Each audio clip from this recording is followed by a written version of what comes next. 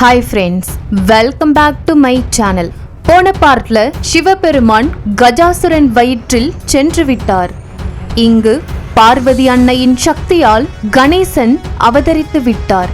கணேசனும் கார்த்திகேயனும் எப்படி சந்திப்பார்கள் என்பதை இந்த பகுதியில் பார்ப்போம். வாங்க வீடியோக்குள்ள போகலாம்.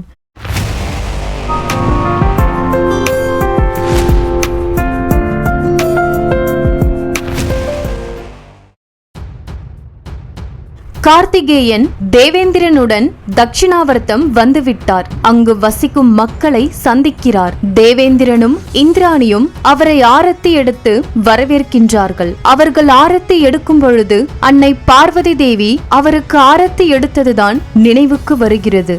அங்கிருக்கும் மக்கள், நாங்கள் உண்ண உணவில்லாமல் குடிக்க நீர் இல்லாமல் கஷ்டப்படுகிறோம். அசுரர்கள் எங்கள் எதிர்காலத்தை பறித்து செல்கிறார்கள் என்று வேதனையாக சொல்கின்றார்கள்.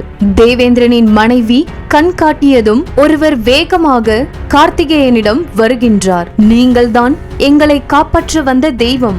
எங்களை விட்டு நீங்கள் எங்கும் செல்ல மாட்டேன் என்று எனக்கு வாக்களியுங்கள் என்று கேட்கின்றார். அதற்கு கார்த்திகேயன், உங்கள் அனைவருக்காகவும் தான் நான் இந்த இடத்திற்கு வந்தேன். நீங்கள் வாக்குறுதி கேட்டால் நான் அதை நிச்சயம் தருகிறேன் என்று சத்தியம் செய்ய வருகின்றார். ஆனால் அதற்குள் அந்த நேரத்தில் மகாமுனி அகத்திய முனிவர் கந்தனை சந்திக்க அந்த இடத்திற்கு வருகின்றார். அகத்தியரை பார்த்ததும் தேவேந்திரனும் இந்திராணியும் இவர் நம் வேலைகளை கெடுப்பார் என்று கோபப்படுகின்றார்கள்.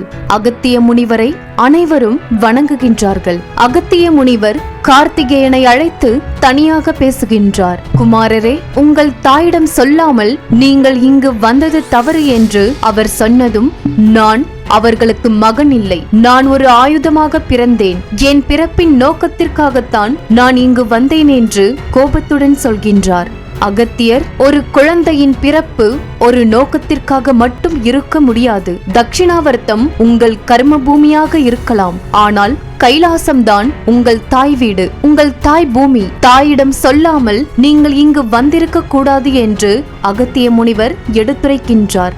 ஆனால் கார்த்திகேயன் அவர் பேச்சை கேட்காமல் மீண்டும் தேவேந்திரனிடம் திரும்பி வருகின்றார். கைலாயத்தில் புதிதாக அவதரித்த கணேசன் பார்வதி அன்னையை பார்த்ததும் அம்மா என்று அழைக்கின்றார். அவர்கள் கண் திறந்து பார்த்து கணேசனை கட்டி அணைத்துக் கொள்கிறார்கள். அம்மா, நான் யார்? நான் உங்களை பார்க்கும் பொழுது என் வாயிலிருந்து அம்மா என்ற வார்த்தை தானாக வருகிறது. இதன் பொருள் என்ன என்று விநாயகர் கேட்கின்றார். உண்மையில் அம்மா என்ற வார்த்தைக்கு தனியாக பொருள் இல்லை, அது ஒரு அனுபவம் மட்டுமே. இந்த சிருஷ்டியில் எது குளிர்ச்சியாக, அமைதியாக, நிறைவாக இருக்கிறதோ அதுவே அம்மா என்ற வார்த்தையின் பொருள். ஒருவன் தன்னை அறிந்து கொள்வது என்பது தவத்தின் விளைவாக நடக்கும். தன் பிறப்பின் நோக்கத்தை புரிந்து கொள்ளும் பொழுதுதான் அவன் தான் யார் என்பதையே அறிந்து கொள்வான் என்று பார்வதி தேவி சொன்னதும் கணேசன், நான் எப்பொழுது என்னை அறிந்து கொள்வேன் தாயே? ஒரு பெரிய சவாலை நீ எதிர்கொள்ளும் பொழுது அல்லது ஒரு கடினமான வாக்கை நிறைவேற்றும் பொழுதுதான் உன்னை நீ அறிந்து கொள்ள முடியும் என்று பார்வதி அன்னை லட்டுக்களை எடுத்து, இந்த லட்டுக்கள் உனக்காக தான் செய்தேன் என்று விநாயகருக்கு முதல் முறையாக லட்டுக்களை ஊட்டி விடுகின்றார்கள். லட்டு வாயில் சென்றதும் அதன் சுவையில் கணேசன் மயங்கிவிட்டார். ஒரு முழு லட்டுவை ஒரே வாயில் போட்டு ரசித்து சாப்பிடுகின்றார். அதை பார்த்து அன்னை பார்வதி தேவி சிரிக்கின்றார்கள். தாயே, இதை ஏன் லட்டு என்று அழைக்கின்றார்கள்? இந்த உலகில் எல்லோருக்கும் ஒரு பெயர் இருக்கும். பெயர் இல்லை என்றால் ஒருவரை எப்படி நினைவு கொள்ள முடியும் என்று அவர்கள் சொன்னதும், அப்படியானால் எனக்கும் ஒரு பெயர் வேண்டும், என்னை எப்படி அழைப்பீர்கள் என்று விநாயகர் கேட்கின்றார். அதனால் பார்வதி அன்னை தண்டத்தை கொடுத்து, உன் பெயர் கணேசன், நீ உன் கையில் இந்த தண்டத்தை ஏந்தி தவறு செய்பவர்களுக்கு இதன் மூலம் தண்டனை கொடுப்பாய் என்று தண்டத்தை அவர் கையில் கொடுக்கின்றார்கள். கணேசன் நல்ல பெயர்தான் என்று தன் பெயரை சொல்லி பார்த்து ரசிக்கின்றார். இப்பொழுது நீ உன் உரிமையை காக்கும் பொறுப்பை ஏற்க வேண்டும். நான் நீராட செல்கிறேன். என் தனிமையை காக்கும் பொறுப்பை நீ ஏற்க வேண்டும். உள்ளே எவரையும் அனுமதிக்காதே என்று அன்னை பார்வதி தேவி விநாயகருக்கு ஆணையிடுகின்றார்கள். கணேசன் உறுதியாக சொல்கிறார், நீங்கள் இட்ட ஆணைப்படி எவரையும் நான் உள்ளே அனுமதிக்க மாட்டேன், இது நான் தரும் வாக்கு என்று விநாயகர் உறுதியளிக்கின்றார். மகாதேவா, இந்த கடினமான பரீட்சை என் மகன் கணேசனுக்கு மட்டுமில்லை, உங்களுக்கும் தான். நீங்கள் என் மகன் கணேசனை ஏற்றுக்கொண்டால் தான் நான் உங்கள் தரிசனத்திற்காக வெளியே வருவேன் என்று மனதிற்குள்ளே நினைக்கின்றார்கள். கணேசன் முகத்தை பார்த்து கொண்டே அன்னை பார்வதி தேவி நீராட உள்ளே செல்கின்றார்கள். விநாயகர் தன் அன்னைக்காக வாசலில் காவலாக நிற்கின்றார். அசுரலோகத்தில் தாரகாசுரனின் மகா அன்னை திதி சிவபெருமான் கஜாசுரன் வயிற்றில் சென்று விட்டார். கார்த்திகேயன் தெற்கு நோக்கி சென்று விட்டான். கைலாசத்தை நமக்கானதாக மாற்ற இதுதான் சரியான நேரம் என்று அசுரர்கள் அனைவரும் கைலாயத்தை கைப்பற்ற திட்டம் போடுகின்றார்கள். மாபெரும் சக்தி வாய்ந்த அசுரர்கள் அனைவரும் கைலாயத்தில் போரிட கைலாசத்தின் எல்லையில் நிற்கின்றார்கள். இங்கு கார்த்திகேயனுக்காக ஒரு ஆயுதத்தை தேவேந்திரன் அளிக்கின்றார். ஆனால் கார்த்திகேயன், நானே ஒரு அஸ்திரம்தான், எனக்கு வேறு எந்த ஆயுதமும் தேவையில்லை என்று சொல்லி மறுத்து விடுகின்றார். அந்த இடத்தில்தான் கார்த்திகேயனின் தோழி வள்ளி அங்கு வருகின்றாள். எங்களுக்கு உங்கள் உதவி வேண்டும் என்று கந்தனை அழைக்கின்றாள். இவன் என் நண்பன், இவன் சகோதரனை அசுரர்கள் பிடித்து கொண்டு போய்விட்டார்கள். அதனால் இவன் உணவு உண்ணாமல் இவனும் சாக துணிந்து விட்டான். இவன் சகோதரனை நீங்கள் தான் காப்பாற்ற வேண்டும் என்று வள்ளி கேட்கின்றாள். அதை கேட்ட கார்த்திகேயன் உடனே அவர்களுக்கு உதவி செய்ய கிளம்புகின்றார்.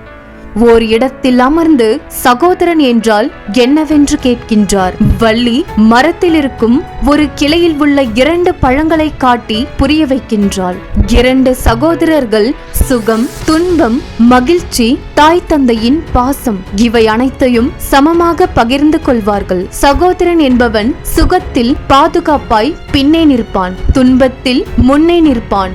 அவன் அவனது சகோதரனை பிரிந்து ஏன் வாடுகிறான் என்று இப்பொழுது புரிகிறதா என்று வள்ளி சொன்னதும் கார்த்திகேயன் புரிந்தது. உன் சகோதரனை நான் உன்னிடம் சேர்ப்பேன் என்று நம்பிக்கை கொடுக்கின்றார். அந்த சிறுவனின் சகோதரன் இருக்கும் இடத்தை கண்டுபிடித்து அசுரர்களிடமிருந்து கந்தன் அவனை காப்பாற்றுகின்றார். அங்கிருக்கும் ஒரு கோவிலை அனைவரும் பார்க்கின்றார்கள்.